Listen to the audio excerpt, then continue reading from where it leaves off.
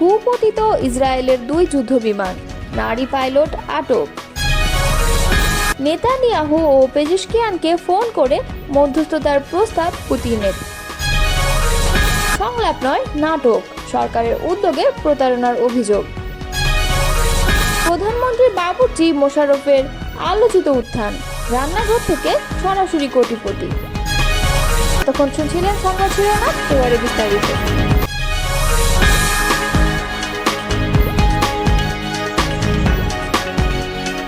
মধ্যপ্রাচ্যে চলমান উত্তেজনার মধ্যে ইরান ও ইসরায়েলের পাল্টাপাল্টি হামলায় নতুন মোড় নিয়েছে পরিস্থিতি। ইরানের হামলায় ইসরায়েলের 2টি যুদ্ধবিমান ভূপতিত হয়েছে বলে দাবি করেছে দেশটির আধা সরকারি সংবাদ সংস্থা মেহের নিউজ। তাসনিম নিউজের বরাতে জানা গেছে, ভূপতিত যুদ্ধবিমানগুলোর একটির নারী পাইলটকে আটক করা হয়েছে।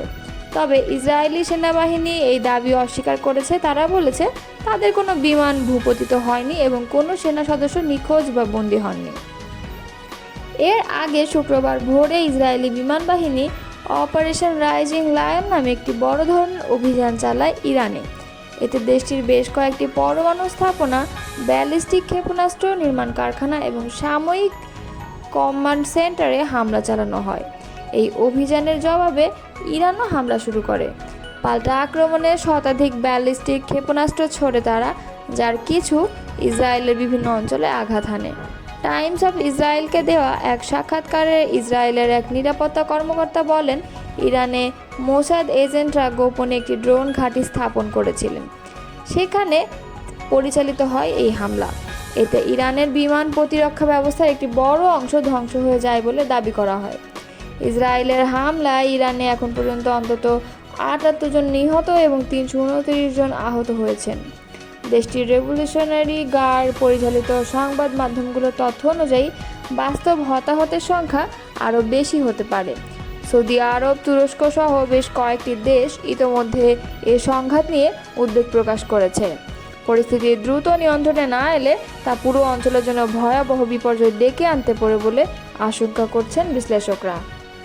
ইরানের প্রেসিডেন্ট মাসুদ পেজেশকিয়ান এবং ইসরায়েলের প্রধানমন্ত্রী বেঞ্জামিন নেতানিয়াহুর সঙ্গে টেলিফোনে কথা বলেছেন রাশিয়ার president Vladimir Putin. Iran Israel যুদ্ধ থামাতে মধ্যস্থতা করার প্রস্তাবও দিয়েছেন তিনি। শুক্রবার পেজেশকিয়ান ও নেতানিয়াহুকে পুতিন টেলিফোন করেছিলেন বলে এক বিবৃতিতে জানিয়েছে রাশিয়ার প্রেসিডেন্টের কার্যালয় ক্রেমলিন। বিবৃতিতে বলা হয়েছে, আজ শুক্রবার প্রেসিডেন্ট পুতিন ইরানের প্রেসিডেন্ট মাসুদ পেজেশকিয়ানকে টেলিফোন করেছিলেন। টেলিফোনে তিনি ইরানে ইসরায়েলের হামলায় নিহতদের পরিবারের স্বজনদের প্রতি আন্তরিক শোক জানিয়েছেন। ইরানের প্রেসিডেন্টকে তিনি বলেছেন, ইসরায়েলের এই হামলা জাতিসংঘের সনদ এবং আন্তর্জাতিক আইন বিরোধী। একই দিনে ইসরায়েলের প্রধানমন্ত্রী বেঞ্জামিন নেতানিয়াহুকেও টেলিফোন করেছেন প্রেসিডেন্ট পুতিন। মধ্যপ্রাচ্য অঞ্চলে উত্তেজনা আরও না বাড়াতে ইসরায়েলের প্রধানমন্ত্রীকে আহ্বান জানিয়েছেন তিনি। ইসরায়েল এবং ইরানের মধ্যে যে উত্তেজনা শুরু হয়েছে তা থামানোর জন্য মধ্যস্থতাকারী দেশ হিসেবে রাশিয়ার নাম প্রস্তাব করেছে প্রেসিডেন্ট পুতিন। তিনি বলেন, পরমাণু প্রকল্প ও অন্যান্য যেসব ইস্যু নিয়ে দুই দেশের মধ্যে দ্বন্দ্ব চলছে সেসব আলোচনা ও কূটনৈতিক পন্থা সমাধান করা সম্ভব।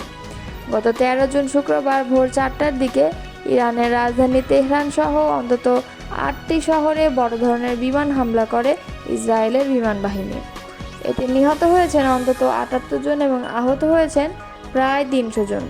এছাড়া ইরানের সেনাপ্রধান মোহাম্মদ বাঘেরি সহ সামরিক বাহিনীর বেশ কয়েকজন কর্মকর্তাও নিহত হয়েছেন।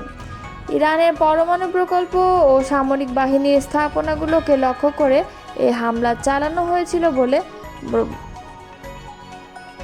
বার্তা সংস্থা এপি জানিয়েছে।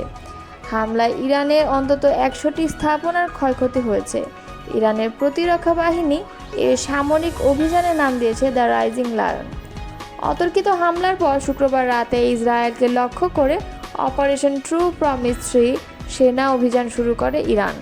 এতে 1 জন নিহত এবং 41 জন আহত হয়েছেন।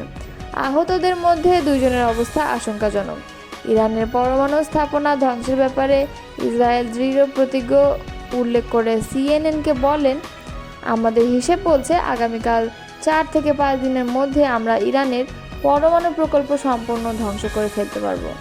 মধ্যপ্রাচ্য ও বিশ্ববাসীর মঙ্গলের জন্য এটা আমাদের করতে হবে। অন্তর্বর্তী সরকারের প্রধান উপদেষ্টা অধ্যাপক ডক্টর মোহাম্মদ ইউনূস ও বিএনপির ভারপ্রাপ্ত চেয়ারম্যান তারেক রহমানের বৈঠককে গণ আকাঙ্ক্ষার পরিপন্থী বলে মন্তব্য করেছেন জাতীয় নাগরিক পার্টির মুখ্য সমন্বয়ক নাসির উদ্দিন পাটোয়ারী। তিনি বলেন, লন্ডনে বসে একটি রাজনৈতিক দলের সঙ্গে সরকারের বৈঠক দেশের মানুষের সঙ্গে প্রতারণা। শুক্রবার এক সংবাদ সম্মেলনে তিনি কথা বলেন। নাসির উদ্দিন পাটোয়ারী বলেন, শহীদদের রক্তের সঙ্গে বিশ্বাসঘাতকতা করে বিদেশে মিটিং বসানো কোনোভাবেই গ্রহণযোগ্য নয়। দেশের ভবিষ্যৎ নির্ধারণ হবে দেশের জনগণের মধ্যে দিয়ে, বিদেশি আলোচনায় নয়। তিনি বলেন, 1990 সালের গণঅভ্যুত্থানের পর যে সামাজিক চুক্তির আশা ছিল তা বাস্তবায়িত হয়নি। ফলে দেশের ভবিষ্যৎ নিয়ে আজ যে অনিশ্চয়তা, তা থেকে উত্তরণের নতুন জাতীয় সমঝোতা প্রয়োজন। তিনি বলেন, সরকার যদি বিচার, সংস্কার ও সংবিধান প্রণয়নের ক্ষেত্রে ব্যর্থ হয় তাহলে এনসিপির দ্বিতীয় গণঅভ্যুত্থানের পথে যেতে বাধ্য হবে। শুধু নির্বাচন আয়োজন করলেই হবে না, সঠিক বিচার ও সাংবিধানিক সংস্কার ছাড়া এর কোনো মূল্য নেই। নির্বাচন কমিশন সম্পর্কে তিনি বলেন, বর্তমান নির্বাচন কমিশন জনগণের আস্থার প্রতীক নয়, এটি একটি নির্দিষ্ট রাজনৈতিক শক্তির পক্ষে কাজ করছে। নির্বাচন কমিশনের পুনর্গঠন, আরপিও সংশোধন এবং জাতীয় ঐকমত্যের ভিত্তিতে নির্বাচন না হলে দেশে গণতান্ত্রিক উত্তরণ সম্ভব নয়। বিএনপির অবস্থান নিয়েও প্রশ্ন তোলেন এনসিপির মুখ্য সমন্বয়ক। তিনি বলেন, একসময় ডিসেম্বরের মধ্যে নির্বাচনের কথা বললেও বিএনপি এখনও কোনো সুস্পষ্ট প্রস্তাব দিতে পারেনি। ফলে স্পষ্ট হয়েছে তারা শুধু ক্ষমতার অংশীদার হতে চাইছে, জনগণের স্বার্থে নয়। প্রধান উপদেষ্টার প্রতি আহ্বান জানিয়ে তিনি বলেন, শহীদদের আত্মত্যাগ ও জনগণের কষ্টের মূল্যায়ন করতে হলে মাঠে নেমে জনগণের মন বুঝতে হবে, না হলে ইতিহাস কাউকে ক্ষমা করে না। আমার বাসায় কাজ করেছে, পিয়ন ছিল, সে এখন 400 কোটি টাকার মালিক। প্রধানমন্ত্রী থাকাকালীন এমন কথা জোর গলায় বলতে শোনা গিয়েছিল শেখ হাসিনাকে। দীর্ঘ 16 বছরের শাসনামলে হাসিনার ছোঁয়ায় ভাগ্য বদল হয়েছে এমন অনেকেরই, যাদের মধ্যে আছেন তার বাবুর্চি মোশাররফ শেখও। নিত্য নতুন রান্না করে ভোজনরসিক হাসিনার মন জয় করে ফন্দি আঁটতেন এই বাবুর্চি। নিজ এলাকা ফরিদপুরের সালথা উপজেলায় খাদাতেন প্রভাব। অথচ দিনমজুর বাবার সন্তান মোহাম্মদ মোশাররফ শেখ নিজের নামটি ঠিকমতো লিখতে পারেন না। বাবার সম্পত্তির ভাগ পেয়েছেন মাত্র 5% জমি। 30 বছর আগে এক হোটেলের বাবুর্চি হিসাবে কাজ শুরু করেন। এর মাত্র 2 বছর পর ভাগ্যক্রমে সাবেক প্রধানমন্ত্রী শেখ হাসিনার বাসার বাবুর্চির কাজ পান। এরপর মোশাররফের ভাগ্যের চাকা ঘুরতে থাকে। জানা যায় 1996 সালে শেখ হাসিনার বাসায় বাবুর্চি চাকরি পান মোশাররফ। তিনি এখন কয়েক কোটি টাকা সম্পদের মালিক। গ্রামে ও শহরে রয়েছে তার বাড়ি গাড়ি। অভিযোগ রয়েছে, আওয়ামী লীগ সরকারের আমলে নিজ গ্রামের প্রতিবেশী কৃষকের জমি দখলসহ সাধারণ মানুষকে নানাভাবে হয়রানি করেছে বাবুর্চি মোশাররফ। সালথার ভাওয়াল ইউনিয়নের বড় কামদিয়া গ্রামের কৃষক রহমান শেখের ছেলে মোশাররফ। তিনি 28 বছর হাসিনার বাসার বাবুর্চি ছিলেন। তবে 5 আগস্ট শেখ হাসিনা দেশ ছেড়ে পালিয়ে যাওয়ার পর গা ঢাকা দেন। সম্প্রতি তার বিরুদ্ধে জমি দখলের অভিযোগ দিয়েছে বড় কামদিয়া গ্রামের কৃষক মোহাম্মদ চান মিয়া ফকিরের ছেলে সাগর মিয়া। এরপর থেকে বেরিয়ে আসছে মোশাররফের নানা অপকর্ম, নিরীহ মানুষের উপর অত্যাচার, জুলুম ও সম্পদের তথ্য।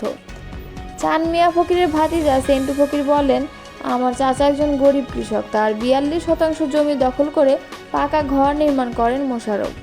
ওই ঘরের চালের উপর একটি নৌকা তৈরি করে টানিয়ে রাখেন। তখন আমরা পুলিশ প্রশাসনের কাছে গিয়েও কোনো সমাধান পাইনি। জমি দখল নিয়ে মুখ খুললেই আমাদের মারধর করে এবং মামলা দিয়ে এলাকা ছাড়া করতেন মোশাররফ।